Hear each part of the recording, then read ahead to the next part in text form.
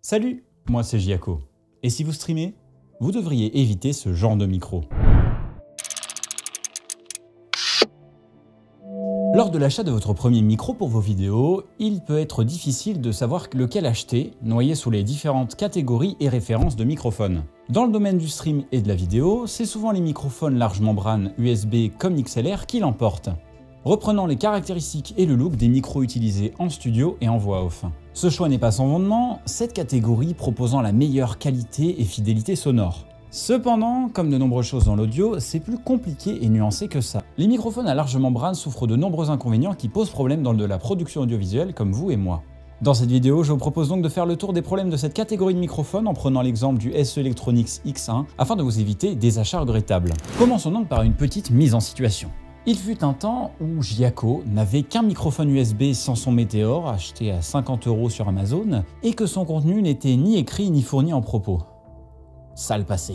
Désireux d'améliorer sa qualité audio, Giaco s'est donc rendu sur Thomann à la recherche d'une configuration XLR à 300 €. Après avoir parcouru de nombreuses pages produits et visionné des exemples sur YouTube, il a pris la décision d'investir dans un SE Electronics X1 Vocal Pack accompagné par une Yamaha HD06. Choix sensé pour de la voix off et de la vidéo face caméra, mais représentant des désavantages majeurs pour de la discussion sur internet et du stream. Je m'explique. Le premier inconvénient de ce type de microphone est la rejection, ou plutôt la prise des bruits de fond, des bruits ambiants. En effet, la quantité de détails capturés de par la haute sensibilité des microphones à condensateur a non seulement relevé les détails les plus subtils de ma voix, rajoutant un petit peu de sexiness dedans, mais aussi les bruits de ventilateur, de clavier, de famille dans la maison, etc. Si vous avez un ordinateur bruyant, un clavier mécanique, une famille bruyante, un ventilateur, une VMC, du matériel électroménager qui fait du bruit et j'en passe, évitez donc ce type de micro. Afin d'illustrer mes propos, je vous propose une petite démo. Pensez donc à mettre un casque. Petit test de bruit de fond du SEX1, vous entendez les ventilateurs de mon ordinateur, la circulation dans la rue, ainsi que mon frigo qui a décidé d'allumer sa pompe. À titre comparatif, j'ai mis en place mon SM7B sans traitement. On entend beaucoup moins les bruits de circulation, beaucoup moins mes ventilateurs et beaucoup moins ma saleté de frigo. Le second inconvénient est la prise de l'acoustique de la pièce. Encore une fois causée par la sensibilité de ces microphones, si vous êtes dans une pièce avec une mauvaise acoustique, les larges membranes auront tendance à relever celle-ci avec grand talent. Deux solutions se présentent alors à vous. Premièrement, traiter la pièce acoustiquement, chose parfois impossible si vous êtes locataire, ou prendre un autre type de micro, un micro dynamique. Encore une fois, une démo s'impose. Test de réverbération, maintenant vous pouvez entendre que quand je parle à voix normale, on entend déjà la nature de la pièce. Et si je commence à hausser de la voix, vous pouvez très bien l'entendre. Encore pire quand je tape des mains. À titre comparatif, vous pouvez maintenant entendre le rendu de la pièce à voix normale, à voix forte. La réverbération est beaucoup moins perceptible. Les inconvénients maintenant énoncés et des exemples donnés, vous direz « Wow, ça va, c'est pas si violent que ça ». Sauf que vous oubliez le facteur traitement, et particulièrement compression. Pour tirer le meilleur parti de votre configuration audio, il semblerait logique, évident et tout à fait raisonnable d'y appliquer un traitement, afin de relever la rondeur, la définition, la clarté ou quoi que ce soit qui lui manque. Sauf qu'appliquer un traitement audio accentuera aussi les défauts de votre prise de son. Le compresseur sera particulièrement le traitement qui remontera les bruits ambiants, la réverbération, etc. Celui-ci ayant comme objectif d'homogénéiser le niveau sonore, évitant ainsi de casser les oreilles à vos spectateurs quand vous criez ou qu'ils ne vous entendent pas quand vous vous chuchotez ou éloignez du micro. Se fera donc un plaisir de remonter le bruit de fond quand vous ne parlez pas. Test du large membrane une fois traité. Vous pouvez entendre mon frigo 2 fois plus que tout à l'heure. Les bruits de mes ventilateurs, la circulation dans la rue, tout est accentué. La voix est meilleure, mais le reste est remonté. Et enfin, à titre comparatif, voici le SM7 traité. Une fois de plus, les bruits environnants et la réverbération ont été remontés, mais ça n'a rien à voir avec le X1 qui captait absolument tout.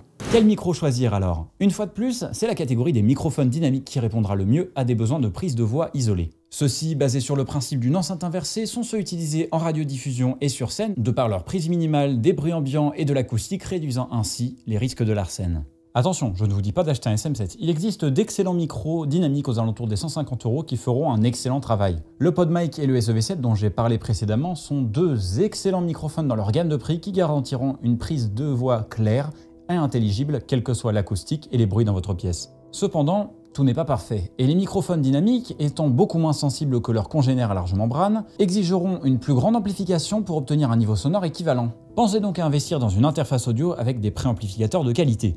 Vous aurez bien évidemment des recommandations dans la description. Également, leur sensibilité inférieure fait qu'ils seront moins fidèles dans l'aigu et auront tendance à avoir un son moins clair et défini. Mais honnêtement, vous perdrez plus de définition avec une pièce avec du bruit et une mauvaise acoustique qu'avec un micro dynamique. Rime riche. Et que faire si vous disposez déjà d'un microphone large membrane et que vous disposez des problèmes d'acoustique et de bruit de fond? Premièrement, rapprochez le micro au maximum de votre bouche. Tentez de maintenir une distance constante entre le microphone et celle-ci. Parlez à un niveau raisonnable sans chuchoter pour éviter de se noyer dans le bruit de fond et sans crier pour éviter d'accentuer la réverbération de la pièce. Deuxièmement, si vous disposez d'une carte NVIDIA RTX, l'application RTX fait un travail phénoménal d'élimination des bruits de fond et de la réverbération. Et même si celle-ci ne résoudra pas de façon fantastique et magique en un claquement de doigts vos problèmes d'acoustique et de bruit de fond, celle-ci fait un travail tout à fait acceptable pour les problèmes habituels. Le cas échéant, utiliser l'effet gate sur OBS ou Voicemeeter permettra de couper le son lorsque vous ne parlez pas de façon à éviter la prise de réverbération et de bruit de fond quand vous ne parlez pas. Nous en arrivons à la fin de cette vidéo sur les microphones à large membrane. Par conséquent, une conclusion s'impose. Faire l'erreur d'acheter un large membrane à ses débuts est logique et totalement compréhensible. Ceci proposant effectuant la meilleure qualité et le meilleur rapport qualité-prix, et étant visible partout, que ce soit en studio de doublage, musical ou de vos youtubeurs favoris. Et si vous en disposez d'un alors que c'est trop tard, aucun problème. Appliquez juste les conseils cités précédemment. Le cas échéant, suivez donc ce conseil avant d'investir. Écoutez l'acoustique et les bruits de fond dans votre pièce et tirez par la suite conclusion. Si l'achat d'un dynamique est nécessaire, vous retrouverez dans la description des recommandations de microphones de cette catégorie à moins de 150 €. Et si votre acoustique est bonne, achetez un large membrane, autant en profiter. Dans tous les cas, j'espère que cette vidéo vous a plu. Si c'est le cas, n'hésitez pas à l'aimer, à la partager avec des potes streamers, créateurs de contenu qui sont un petit peu dans cette situation avec un microphone à large membrane ou qui hésitent à savoir quel microphone acheter, à vous abonner, à donner votre avis dans les commentaires ou à poser des questions. Si vous avez des questions plus sérieuses, n'hésitez pas à rejoindre mon Discord ou si vous souhaitez juste discuter et jouer, ça sera également un plaisir de vous accueillir. Pensez à aller me suivre sur Facebook et Twitter pour être au courant des futures publications, des avant-premières et des diffusions. Et pour suivre les diffusions, pensez à aller me suivre sur Twitch, je stream tous les mercredis et vendredis de 21h30 à 23h30. Et enfin, pour les plus motivés et munis d'entre vous, n'hésitez pas à vous rendre dans la description pour aller soutenir la chaîne en regardant des publicités gratuitement sur Utip ou en faisant un don direct. D'ailleurs, je tiens à sincèrement remercier les gens qui ont participé à l'achat de l'objectif du Blue Compass qui est déjà bouclé et même dépassé. Truc absolument incroyable. Et j'ai bien l'intention de vous remercier en vous sortant une vidéo incroyable sur celui-ci. Voilà, tout ça pour dire merci infiniment. On est maintenant 150 sur YouTube et de plus en plus à regarder mes streams Twitch. Continuez comme ça, merci beaucoup. Moi je vous dis à bientôt pour un prochain stream ou une prochaine vidéo. Salut, c'était Giaco.